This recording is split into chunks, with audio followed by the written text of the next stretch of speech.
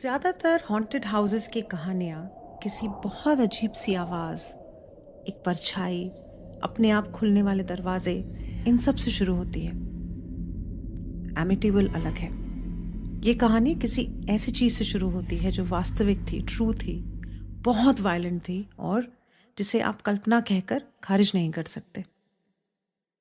इससे पहले कि कोई आवाज़ें, ठंडे कमरे, खिड़की पर चमकती आंखों की बातें करता, उस घर के अंदर 6 लोग पहले ही मारे जा चुके थे और यही बात उसके बाद हुई हर चीज को नजरअंदाज करना बहुत मुश्किल बना देती है। आज एमिटिविल का नाम दुनिया के सबसे हॉन्टेड घरों में से एक वाली लिस्ट में आता है। लेकिन आज ये नाम जो मशहूर हुआ फिल्मों के थ्रू, किताबें लिखी गई इस पर, कहानियां बनी, सीरियल्स बने, एडन लोरेन वॉरेन भी इस पे इन्वेस्टिगेशन के लिए आए। लेकिन इस घर की डार्क हिस्ट्री जिसने अपने अंदर बहुत सारे सीक्रेट्स छुपा के रखे हुए थे, वो बहुत पहले शुरू हो चुकी थी। तो आइए आज हमारे साथ बनी उस कहानी का हिस्सा चलते हैं एमिटिविल की तरफ। तो जिस घर की बात हम आज कर रहे हैं दोस्तों, ये घर एमिटिविल जगह पर, उसका एड्रेस था 112 ओशन एवेन्यू। पानी के किनारे पर बना एक बहुत सुंदर घर, डच एरा का कॉलोनियल घर था। बहुत सुंदर, और बाहर से देखने में आपको लगेगा बहुत सम्मानित सा घर है, बड़ा रिस्पेक्टेड फैमिलीज रहती होंगी यहाँ पर। ऐसी जगह कभी नहीं लगती थी जिसे देख के लोग डरे। वो वैसा ही घर लगता था देखने में जिसके लिए लोग मेहनत करते हैं, कमाना चाहते हैं कि खरीद सके, रह सके। बड़े बड़े कमरे, बहुत सुंदर खिड़कियाँ, सामने एक शांत सी सड़क, देखने में आपको लगेगा बहुत सेफ, बहुत सिक्योर घर है। और इसी वजह से वहां जो भी हुआ उस पर लोगों का विश्वास कर पाना इतना मुश्किल था।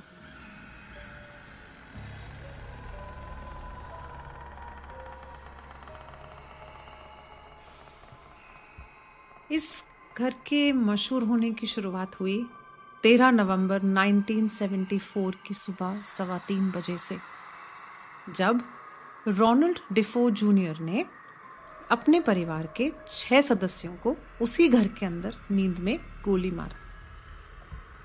और अब शुरू होती है कहानी। लगभग 1 साल के बाद एक परिवार, जॉर्ज और कैथी लत्स, ने वो घर खरीद लिया। उनके लिए इतनी बड़ी प्रॉपर्टी इतने कम दाम में मिलना और इतना सुंदर घर मिलना, उनको लगा बहुत बढ़िया, लक हमारी साइड है। उन्होंने खरीद लिया। दिसंबर 1975 में कैथी, उनके 3 बच्चे और उनके हस्बैंड जॉर्ज उस घर में दाखिल हुए। अपने घर में वो सारी नॉर्मल चीज़ें लेकर आए जो एक परिवार नए घर में लाता है, फर्नीचर, बॉक्सेस, लेकिन साथ में लाए बहुत सी ऐसी उम्मीदें जहां उन्होंने सोचा कि यहाँ अब हमारे नए जीवन की नई शुरुआत होगी। लेकिन कहते हैं कि उस घर ने पहले क्षण से, पहले पल से इस उम्मीदों का विरोध करना शुरू कर दिया था। और फिर उस घर में अगले 28 दिन तक जो हुआ उसके जवाब आज भी किसी के पास नहीं। जब हम एक नए घर में आते हैं, हम गृह प्रवेश कराते हैं या घर को ब्लेस करवाते हैं, तो लत्स फैमिली ने भी एक पास में एक पादरी थे, उनको अपने घर को ब्लेस करने के लिए बुलाया। कहते हैं कि वो पादरी जब आए घर को ब्लेस करने के लिए, तो वो ऊपर एक कमरे में गए जहां उन्होंने आवाज़ सुनी, किसी ने उनसे कहा गेट आउट। और उसके बाद उन्होंने परिवार को वार्निंग दिया कि उस रूम को स्पेशली बेडरूम की तरह इस्तेमाल न करें। लेकिन उन्हें लगा छोटी सी बात है, लेकिन हमेशा हॉन्टेड कहानियाँ, ऐसी कहानियों में चेतावनियाँ, ये वार्निंग्स बहुत छोटी होती हैं। लोगों को बाद में समझ में आता है कि ये वाकई में एक वार्निंग थी। शुरुआती घटनाएं बहुत डरावनी नहीं थी, बस छोटी छोटी चीज़ों की तरह सामने आना शुरू हुई। जैसे कि जॉर्ज हर रात को ठीक 3:15 बजे जागने लगा। आसपास नहीं, कभी कभी नहीं, बल्कि बार बार उसी समय पर 3:15 बजे। अगर आपको याद हो, हमने आपको बताया था कि डिफो परिवार की हत्या 3:15 से 4 के बीच में हुई थी। तो ऐसा लगता था कि उस घर ने सिर्फ वो मेमोरी, जो वो डरावनी मेमोरी थी उन मर्डर्स की, वो ही नहीं समेट ली थी अपने अंदर, बल्कि उन मेमोरीज के साथ उस समय पे वो घर रुक गया था, समय उनके लिए वहीं रुक गया था। फिर सर्दियाँ आई। जॉर्ज ने कहा कि हीटर कितना भी तेज़ हो या अंदर उन्होंने जो फायर प्लेस था उसमें कितनी भी तेज़ उन्होंने लकड़ी वकड़ी डाल के आग जला रखी हो, उनका घर गर्म होता ही नहीं था। किसी कमरे से अच्छी फ्रेग्रेंस, अच्छी महक आती थी तो किसी दूसरे कमरे से बहुत सड़ी हुई बदबू। उनके टॉयलेट के जो बोल्स थे, जो टॉयलेट्स थे उनके, उसमें काले काले दाग धब्बे दिखने लगे उन्हें। सर्दियों के बावजूद जहाँ पे उनकी वाइफ कैथी सिलाई करती थी, उस कमरे में मक्खियाँ आने लगी। दरवाजे और खिड़कियाँ अचानक बंद हो जाते, अचानक खुल जाते थे। यही नहीं, घर के अंदर रहने वाले लोगों का नेचर बदलने लगा। परिवार ज़्यादा झगड़ा करने लगा। घर के अंदर का माहौल बहुत भारी, बटा हुआ और बहुत ही अनस्टेबल हो गया। और जैसे ऐसा लगता था जैसे उस घर का हर इंसान अलग अलग तरीके से उस दहशत को महसूस कर रहा था, अपने अंदर धीमे धीमे समेट रहा था। और अब ये कहानी धीमे धीमे उस बेचैनी से कहीं ज़्यादा अजीब होना शुरू हो गई। उनकी सबसे छोटी बेटी मिस्सी एक अदृश्य साथी से बात करने लगी, जिसे वो जोडी कहती थी। अदृश्य साथी यानी कि सिर्फ उसको दिखाई देती थी वो, और किसी को नहीं। उसने कहा जोडी बच्चों वाली कल्पना नहीं थी, उसने अब अज्यूम नहीं किया था, जोडी सच थी। मिस्सी को दिखाई देती थी जोडी, उससे बात करती थी। और वो दोनों जब आपस में बातें करते थे सहेलियों की तरह, तो उसे कभी जोडी एक जानवर की तरह दिखाई देती थी जिसकी लाल आंखें चमकती थी, और कभी ऐसी जो अपनी आकार बदलती रहती थी। और जब जोडी चाहती थी तभी मिस्सी को दिखाई देती थी। ये एमिटीविल की कहानी की सबसे यादगार, सबसे ज़्यादा पॉपुलर जो विवरण है उसमें से एक है। जॉर्ज बताते हैं कि बाद में उन्हें भी कभी कभी खिड़की से लाल आंखें दिखाई देती थी बाहर की तरफ झांकती हुई। लट्स फैमिली के अनुसार उन्हें ऐसा लगने लगा था कि जैसे घर खुद एक आकार में बदल गया था। कैथी ने बताया कि उन्हें कभी कभी ऐसा लगता था जैसे कोई अंधे के हाथ उसे छू रहे थे या पकड़ रहे थे। कहते हैं कि उनके शरीर पर नील पड़े हुए मिलते थे, जैसे किसी ने कस के पकड़ रखा हो। जॉर्ज ने दावा किया कि रात को उन्होंने कैथी को बिस्तर से ऊपर हवा में उठते हुए देखा, और उसी एक पल में उन्होंने ये भी बताया कि उनका चेहरा, कैथी का चेहरा एक पल के लिए एक बहुत बूढ़ी औरत के चेहरे में बदलता हुआ दिखाई दिया और फिर अचानक से नॉर्मल हो गया। और ये अब धीमे धीमे रूप बदलने जैसी चीज़ें भी आने लगी सामने। ऐसा लग रहा था कि घर की जो मर्जी थी ना, वो दिखा रहा था वहाँ रहने वालों को। सब कुछ घर के कंट्रोल में हो गया। बेसमेंट में फैमिली को एक छोटी से कमरा, छोटा सा बहुत छोटा कमरा दिखाई मिला, छुपा हुआ था जो सबकी नज़रों से, और जो पूरा रेड कलर के पेंट से पूरा पेंटेड था कमरा। कहते हैं कि परिवार का जो डॉग था, जो कुत्ता था, वो भी उस कमरे के पास जाने से डरता था। उसको अजीब सी फीलिंग आती थी उस कमरे के आसपास। और जैसे जैसे दिन बीतते गए, ये घटनाएं और ज़्यादा तेज़, और ज़्यादा आक्रामक और क्रूअल, और ज़्यादा एक्टिव और वायलेंट होती गई। परिवार ने बताया कि चीज़ें अपनी जगह बदलने लगी। एक चीनी मिट्टी का शेर था जिसे वो लोग घर से हटा चुके थे, वो फिर से दिखाई देने लगा। जॉर्ज ने कहा कि उसने घर में ऐसी आवाज़ें सुनी जो पुराने लकड़ी के घर या पाइप जैसी सामान्य नॉर्मल आवाज़ों जैसी नहीं थी। एक समय पर उन्होंने कहा कि उन्हें ऐसा लगा जैसे पूरा मार्चिंग बैंड लिविंग रूम से धड़धड़ाता हुआ गुजर रहा हो, जैसे बैंड बजाते हैं जैसे। बाद में उन्होंने देखा कि जितना फर्नीचर था उनके लिविंग रूम का, वो सब दीवारों की तरफ धकेला हुआ पड़ा हुआ था, जैसे कमरे के बीच का हिस्सा किसी ने एक पार्टी के लिए या डांस करने के लिए खाली कर दिया हो। कभी बिस्तर हिलते थे, कभी बंद दरवाजे अचानक खुल जाते थे। जो सेफ्टी के लिए खिड़कियाँ बंद थी वो टूटी हुई मिली या ज़ोर से खींच के खोली हुई मिली। कहते हैं कि सीढ़ियों के ऊपर वाली जो रेलिंग थी वो खड़ गई थी। और एक रात जॉर्ज को लगा कि जैसे उन्हें किसी ने दबा दिया है बेड के ऊपर, वो उठ नहीं पा रहे थे। कहते हैं कि लट्स परिवार को एक दिन उनके घर के एक बंद कमरे के ताले के बीच में से एक हरे रंग का चिपचिपा सा पदार्थ जैसा निकलता हुआ दिखाई दिया, जो पूरे घर में फैलना शुरू हो गया। खैर परिवार ने फिर प्रार्थना करने की कोशिश की। तो नॉर्मल कहानियों में जो भी हमने हॉन्टेड हाउसेस की कहानियाँ सुनी हैं दोस्तों, मूवीज़ देखी हैं, उसमें दिखता है कि ये एक ऐसा समय होता है जब वही परिवार भूतों को, आत्माओं को घर से निकाल के अपना घर वापस लेने की कोशिश करते हैं।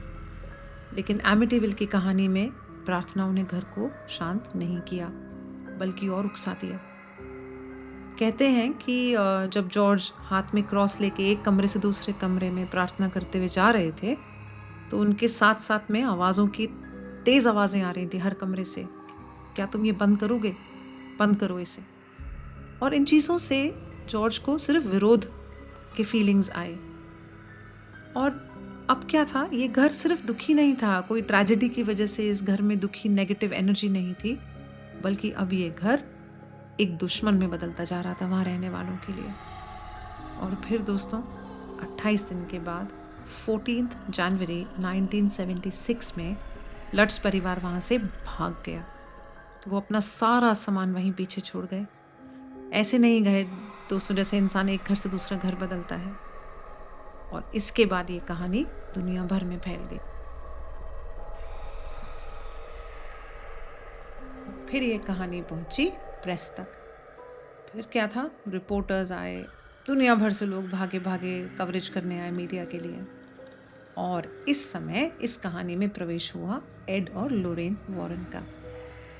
वो उन 28 दिनों में जिस दौरान लट्स परिवार वहाँ रह रहा था तब नहीं आए थे, लेकिन जब उन्होंने सुना इस हॉन्टिंग के बारे में, पूरी दुनिया में फैलना शुरू हुआ, पूरी कंट्री में फैल गई न्यूज़, तो एड और लोरेन वॉरेन भी वहाँ आए। और मार्च 1976 में वो उस खाली घर की जांच करने के लिए उस घर के अंदर गए। दोस्तों एड और लोरेन वॉरेन तब तक इतने पॉपुलर नहीं थे घोस्ट हंटर्स की तरह, या वो लोग जो आत्माएं एक्सरसाइज करके निकाल सकते थे। तो वो लेकिन वो जहाँ भी जाते थे, जहाँ भी ऐसे कोई केसेस होते थे, वो उसको लिखा करते थे उसके बारे में। तो उनके संस्करण जो हैं जहाँ उन्होंने लिखा हुआ है, कहते हैं कि लोरेन वॉरेन को उस घर के अंदर घुसते ही किसी बहुत भारी, बहुत ही नेगेटिव एनर्जी और आत्मा की मौजूदगी महसूस हुई। कहते हैं कि एड को बेसमेंट में ऐसा लगा जैसे किसी ने उन्हें बहुत तेज़ धक्का दिया हो। तो उन्होंने ये नहीं कहा कि यहाँ सिर्फ एक नेगेटिव एनर्जी बची है, उन्होंने कहा कि यहाँ पे कोई बहुत दुष्ट आत्मा है, बहुत दुष्ट है, और जो शायद वो जो डिफो परिवार की हत्याएं हुई थी उससे पहले से वहाँ मौजूद है। कहते हैं कि लोरेन वॉरेन को, क्योंकि वो क्लेयरवॉयंट थी, उन्हें दिखता था, उन्हें आत्माएं फील हो सकती थी, नेगेटिव एनर्जी वो पढ़ सकती थी। वो ये भी बताती हैं अपने संस्करणों में कि उन्होंने वहाँ पर जो डिफो परिवार की हत्या हुई थी उनकी आत्माओं को फील करके उनके ऊपर क्या बीत रही थी उस समय, जो दर्द से वो गुजरे थे, उन्हें वो भी उस घर में फील हुआ था। इसी इन्वेस्टिगेशन के दौरान एड और लोरेन वॉरेन ने घर की बहुत सारी तस्वीरें भी खींची थी, बहुत सारी फोटोग्राफ्स। और किसी फोटोग्राफ में उन्हें एक छोटे से बच्चे की आकृति दिखाई दी जो घर से बाहर की तरफ झांक रहा था और जिसकी आंखें लाल रंग की चमक रही थी।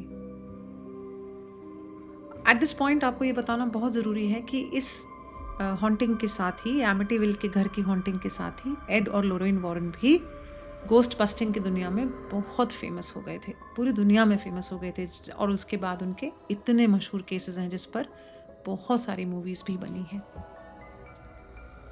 तो आइए कहानी पे वापस चलते हैं।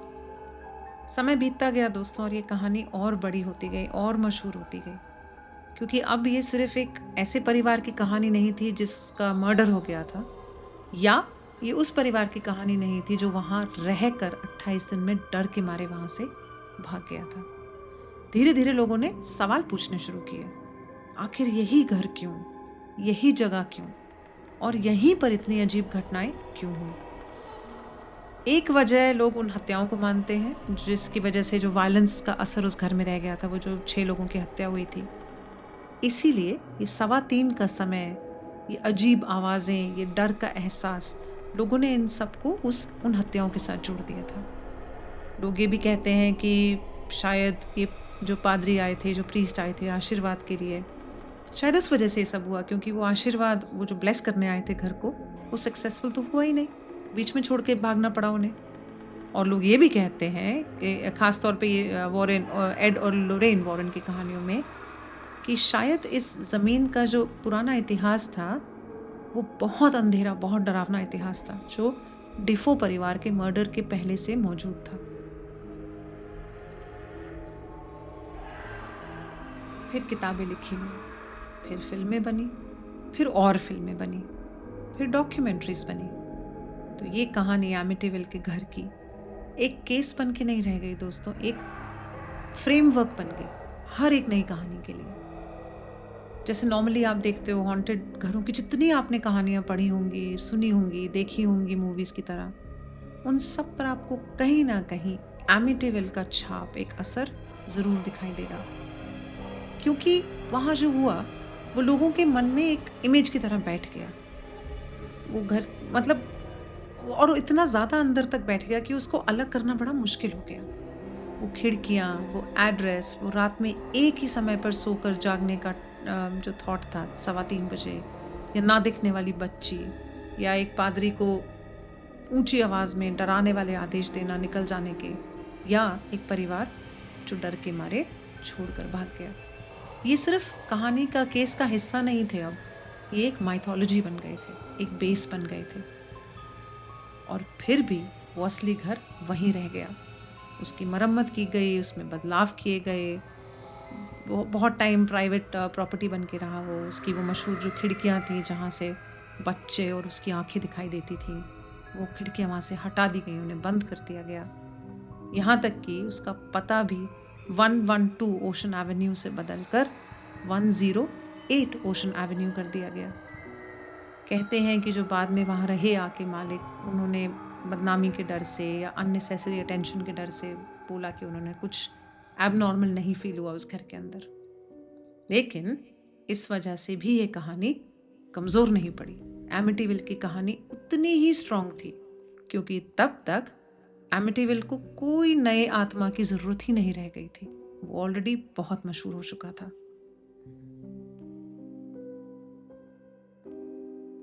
एक बार जब आप ये कहानी जान लेते हो दोस्तों, तो ये घर आपको नॉर्मल नहीं लगेगा। आपको वहाँ मर्डर्स दिखाई देंगे, आपको वहाँ सर्दियों में मक्खियाँ दिखाई देंगी, खिड़की पर लाल आंखें दिखाई देंगी, बेसमेंट का वो रेड रूम दिखाई देगा। आपको आवाज़ें सुनाई देंगी जो पादरी से कहती हैं बाहर निकलो। आपको उस असहाय परिवार की प्रार्थनाएं सुनाई देंगी, और अंधेरे में कुछ उसका जवाब देता हुआ सुनाई देगा। और यही एमिटीविल का असली पावर है। ये सिर्फ एक हॉन्टेड हाउस की कहानी नहीं है, ये एक ऐसे घर की कहानी है जो एक बार इतना मशहूर होने के बावजूद भी शांत नहीं हुआ।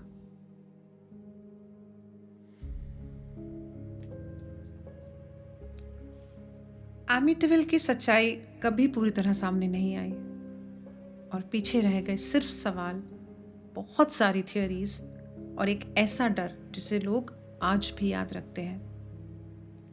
कुछ रहस्य शायद हमेशा रहस्य ही रह जाते हैं, और शायद यही वजह है कि ऐसी कहानियां खत्म नहीं होती। अगली बार जब आप कोई घर खरीदें तो उसका इतिहास जरूर देख लें, क्योंकि हर घर दोस्तों सिर्फ नया नहीं होता, कुछ घर अपने साथ पुरानी कहानियां भी लाते हैं। इसके साथ हम आपसे विदा लेते हैं। अगले हफ्ते फिर मिलेंगे आपसे एक और नई कहानी के साथ, जिसके सवाल आज भी सवाल ही हैं, जवाब नहीं मिले। तब तक अपना ख्याल रखिएगा। सुनने के लिए बहुत बहुत धन्यवाद।